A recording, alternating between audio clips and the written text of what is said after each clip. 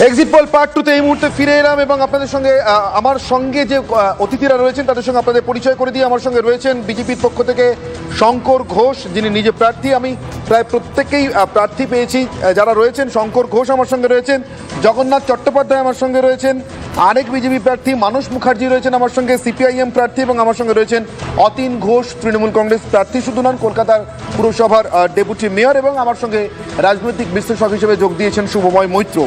আমি প্রত্যেকের সঙ্গে কথা বলবো, কিন্তু একেবারে শুরুতে অতীনবাবু, অতীন ঘোষ, আমি আপনার কাছে আসছি তার কারণ সর্বশেষ যে বুথ ফেরত সমীক্ষার ফলাফলটা দেখিয়েছি আজকে এক্সিট পোল পার্ট 2 তে টুডেস চাণক্য, তাতে কিন্তু 192টি আসন এবং 48% ভোট পেয়ে বিজেপি সরকার গড়ছে বলে এই বুথ ফেরত সমীক্ষা এক্সিট পোল ইঙ্গিত দিচ্ছে। আপনারা কিভাবে দেখছেন অতীনবাবু? দেখুন, গত বছরেও, গত 2021-এও কিন্তু এইরকম সার্ভে এসেছিল। তারপর তৃণমূল 215টা সিট পেয়েছিল। তো ন্যাচারালি এই সার্ভের যে ওপর, এইসব পোল সার্ভের ওপর ভিত্তি করে আমাদের রাজনৈতিক বিশ্লেষণ বা রাজনৈতিক সমীক্ষা হয় না। প্রথমত অনেকগুলো ফ্যাক্টর কাজ করে একটা নির্বাচনের রেজাল্টের উপর। তো সেই ফ্যাক্টরগুলোর মধ্যে হচ্ছে যে আমাদের গত 15 বছর আমাদের সরকার আছে, সরকারের যে জনমুখী জনকল্যাণমুখী কর্মসূচিগুলো আছে, সরকারের যে উন্নয়ন কর্মসূচিগুলো আছে সেগুলো একটা ফ্যাক্টর, এবং বিশেষ করে প্রান্তিক সীমায় বাস করা মানুষদের জন্য যে 97টা জনহিতকর কর্মসূচির মধ্যে দিয়ে প্রান্তিক শ্রেণীর মানুষকে যে অর্থায়ন করা বা তাদের ক্ষমতায়ন করা, এটা একটা এই নির্বাচনের বড় ফ্যাক্টর। দ্বিতীয়ত ফ্যাক্টর হচ্ছে এসআইআরের নাম করে সাধারণ মানুষকে যে হাইরানি করা হয়েছে, তার ফলে মানুষের ভোট দেওয়ার নিজের নাগরিক অস্তিত্ব প্রমাণ করা একটা দায় ছিল, এবং সেই দায়টা প্রমাণ করতে গিয়ে মানুষকে যে সমস্যার মুখে পড়তে হয়েছে, সেটা বর্তমান ভারতীয় জনতা পার্টির সরকার প্রাক্কালে যে দুটি ঘটনা মানুষকে ব্যতিব্যস্ত করে তুলেছে, যেটি একটা এসআইআরে বললাম। তৃতীয়ত হচ্ছে ভোটের ঠিক পূর্বে কেন্দ্রীয় বাহিনীর আইন শৃঙ্খলা রক্ষার নাম করে আসবো। শঙ্করবাবু এবং জগন্নাথ চট্টোপাধ্যায় দুজনেই বিজেপির ক্যান্ডিডেট হলেও শঙ্করবাবু তো বিদায়ী বিধানসভাতে মুখ্য সচেতক বিজেপির, কিন্তু দুজনের সম্পূর্ণ দুটো ভিন্ন অঞ্চল থেকে ভোটে লড়েছেন, ফলে তাদের অভিজ্ঞতার তারতম্য হওয়াটাই স্বাভাবিক, তরিতফাত হওয়াটাই স্বাভাবিক। শঙ্করবাবু, আমার খুব ক্লিয়ার কাট কোয়েশ্চেন আপনার কাছে। অতীনবাবু এই যে নাম্বার একদম সিরিজ ধরে যে জনমুখী প্রকল্পগুলোর কথা বলে গেলেন, সবার আগে যদি আমি বলি, এক কথায় সবার আগে সবার মনে আসবে লক্ষ্মীর ভাণ্ডারের কথা। এবারে লক্ষ্মীর ভাণ্ডারের পাল্টা আপনাদের প্রতিশ্রুতি ছিল 1,500 জায়গায় 3,000 টাকা দেবো আমরা এনে। এটা কতটা কাজ করলো বা করেছে, বা প্রচারে গিয়ে আপনি কি বলেছেন? ধন্যবাদ অনির্বাণ। প্রথমত লক্ষ্মীর ভাণ্ডার এবং তার জায়গায় দাঁড়িয়ে ভারতীয় জনতা পার্টি আমাদের মহিলাদের যে সম্মান বৃদ্ধি করবার ক্ষেত্রে 3,000 টাকার যে কথা বলা হয়েছে মাতৃশক্তির জন্য, আমি ব্যক্তিগতভাবে দেখেছি এটা talking point of the city ছিল। আজকেও একজন আমাকে হোয়াটসঅ্যাপে দেখি পাঠিয়েছে যে দাদা এবার 3,000 টাকা হলে আমরা পাবো তো। অর্থাৎ একটা মহিলাদের প্রান্তিক শুধু মহিলা নয়, একটা ওভারঅল মহিলাদের মধ্যে এর একটা প্রভাব নিশ্চিতভাবে পড়েছে, এবং সেটা স্বাভাবিকভাবেই ভারতীয় জনতা পার্টির পক্ষে গিয়েছে। এবং এর পাশাপাশি আরেকটা জিনিস অতীনবাবু যেটা বলছিলেন বিভিন্ন জনমুখী কর্মসূচির কথা, আমি শুধু স্মরণ করিয়ে দিতে চাই যে প্রায় 40 থেকে 50 লক্ষ মানুষ, পরিযায়ী মানুষ, তারাও প্রান্তিক শ্রেণীর পক্ষ থেকেই তারা আসেন। তারা বিভিন্ন রাজ্যে রুটি রুজির জন্য গিয়েছে। আমরা যখন এই কথা বলেছি যে আমার রাজ্যে আমার কাজ, অর্থাৎ এই যে পরিযায়ী শ্রমিকদের বাইরে যাওয়া জনমুখী কর্মসূচির মধ্যে দিয়ে কি আমরা এই প্রান্তিক পরিবারগুলোর কর্মসংস্থান কি করতে পেরেছি? আমরা পারিনি। ফলে স্বাভাবিকভাবেই এই যে 15 বছর যে কর্মহীনতার একটা জায়গায় আমাদের রাজ্য পৌঁছেছে, তার সাথে সাথে অরাজকতা, দুর্নীতি, বিভিন্ন বিষয়, অতীনবাবুর একটি কথার সাথে আমি সহমত যে বিভিন্ন ধরনের বিষয় একটা জায়গায় এসে কালমিনেশন হয়েছে আমার শহরে। আমি শুধু এইটুকু দেখেছি যে একটা বার্তা ওই প্রত্যেকে নিয়ে গিয়েছে যে পাল্টে দাও সরকারটাকে, অর্থাৎ সরকার বিরোধী মনোভাবের একটা অ্যাকুমুলেশন এমন ভয়ঙ্কর জায়গায় তৈরি হয়েছে যেখানে তৃণমূল কংগ্রেস, আমি আমার বিধানসভার ক্ষেত্রে 12:30 1টার পরে তৃণমূল কংগ্রেসকে আর সেভাবে আমি দেখিনি। মানে আপনি বলছেন এটা বিজেপির পক্ষে হ্যাঁ ভোট যত না, তার থেকে অনেক বেশি তৃণমূলের বিপক্ষে না ভোট। এক্ষেত্রে আমি দাঁড়িপাল্লায় ওজন না করলেও আমি বলবো যে সরকার বিরোধী মানসিকতা প্রবলভাবে এই রাজ্যের ভোটে উপস্থিত ছিল। বেশ, আমি শিলিগুড়ি থেকে আসবো একেবারে কামারহাটিতে। ঝপ করে পাড়া পতন হলো, মানে টেম্পারেচার ডিফারেন্সের কথা বলছি, যেটা গতকাল সন্ধ্যে থেকে আমাদের কলকাতা হবে এমন ইঙ্গিত আভাস কিছু কি পেলেন এবারের ভোটে? এবারের ভোটে দেখুন, ভোট হয়েছে তৃণমূল বিরোধী ভোট। দুই হচ্ছে যে এবারে মানুষ বিচার করতে চেয়েছে যে কারা এলে মানুষের জীবন জীবিকার সুরক্ষিত হবে এবং কথা বলার এলাকাগুলির মধ্যে যে স্বাধীনতা, অর্থাৎ বাত করনে কা আজাদ, এই ভাবনার উপর এবারে নির্বাচনটা হয়েছে। আর আমাদের কামারহাটিতে আমি নিজে দেখেছি যে মানুষ কি রকম ভয়ঙ্কর ভাবে বদ্ধপরিকর ছিল যে এই অবস্থার পরিবর্তন ঘটাতে।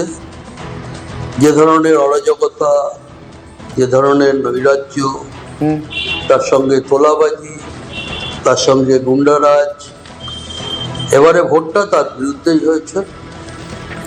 এবং এই ভোটে বামপন্থীরা পশ্চিমবঙ্গে অত্যন্ত ভালো ফল করবে।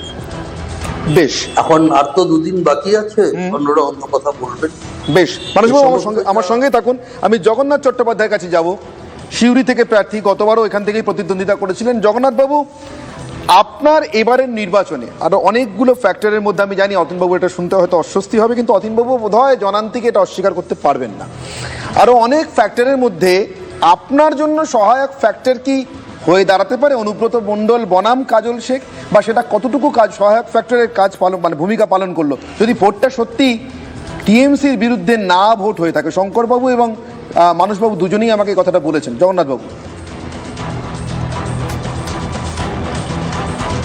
দেখুন, প্রথম তো হচ্ছে যে এক্সিট পোলের যে ইম্প্যাক্ট, সেটা অতীনবাবুর উপরে তো একেবারেই পড়েনি, কিন্তু অতীনবাবু মনে হয় মাননীয় মুখ্যমন্ত্রীর যে বিবৃতিটি দেখেননি। আমরা এতদিন দেখতাম যে বুথে 900 ভোটার 950 ভোট পড়ে যাওয়া, কিন্তু এই প্রথম আমরা দেখলাম যে মুখ্যমন্ত্রীর হিসেবে রাজ্যের 294টা সিট মুখ্যমন্ত্রী বলছেন তারা তৃণমূল কংগ্রেস 300টা সিট পাবে। আমার মনে এটা আপনাদের ভালোভাবে দেখানো উচিত যে একদম বিধানসভা বাড়িয়ে দিচ্ছেন উনি, মানে কিভাবে সিট পাওয়ার ক্ষেত্রে মানে এত ভালো ফল তৃণমূল কংগ্রেস করতে চলেছে। তো স্বাভাবিকভাবে ইনকামবেন্ট মুখ্যমন্ত্রীর মুখে যদি 294 সিটের মধ্যে তৃণমূল কংগ্রেস 300টা সিট পায়, এটা যদি বেরিয়ে আসে, আপনারা এক্সিট পোলের কি ইম্প্যাক্ট সেটা বুঝতে পারছেন। দ্বিতীয়ত, একেবারেই এটা যে শুধুমাত্র তৃণমূলকে তাড়ানোর ভোট তা না, এই ভোটে বিজেপিকে আনার ভোটও সমানভাবে রয়েছে। আপনারা যদি খেয়াল করেন, আমরা 3টি স্লোগান নিয়ে মানুষের কাছে গেছি। প্রথম স্লোগান প্রধানমন্ত্রীজি যেটা দমদম থেকে বলেছিলেন ভোট শুরু হওয়ার আগে, বাঁচতে চাই বিজেপি তাই, অর্থাৎ BJP is the hope, BJP হচ্ছে আশা। সেই স্লোগান আমরা নিয়ে যখন 1 মাস 1.5 মাস আমাদের ক্যাম্পেইনকে ড্রাইভ করার পরে প্রধানমন্ত্রীজি স্লোগান দেন, পাল্টানো দরকার চাই বিজেপি সরকার। আমরা পরিবর্তনের ডাক দিই, এবং এই পরিবর্তনের ডাক দেওয়া, পাল্টানো দরকার চাই বিজেপি সরকার, আমাদের যে গান, এই গান এখন অজস্র মানুষের, লক্ষ লক্ষ মানুষের কলার টিউনে পরিণত হয়েছে।